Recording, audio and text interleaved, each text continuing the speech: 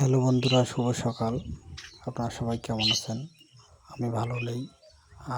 আমার দেখেন যে ধানের অবস্থা করছে, এই বৃষ্টিতে আমার পুকুর ডুবে যাচ্ছে। মাছ পালার চেষ্টা করতেছে, তারপর আমি চেষ্টা করছি নেট দিয়ে একটু পুকুরটা ঘেরার চেষ্টা করছি। এই অসময়ে বৃষ্টি আমার অনেক ক্ষতি করে ফেললো। আমার পুকুরের মাছ পালিয়ে গেল, তারপরে ধানগুলো পাকা পাকা ধানগুলো নষ্ট হচ্ছে। ওই যে দেখেন পুকুরের ওই পাশ থেকে ধানটাও পড়ে গেছে, এই পাশ ধানটাও পড়ে গেছে। পাকা ধানগুলো বৃষ্টিতে একবারে নষ্ট হয়ে যাচ্ছে এবং ধানগুলো তলিয়ে গেছে বৃষ্টিতে।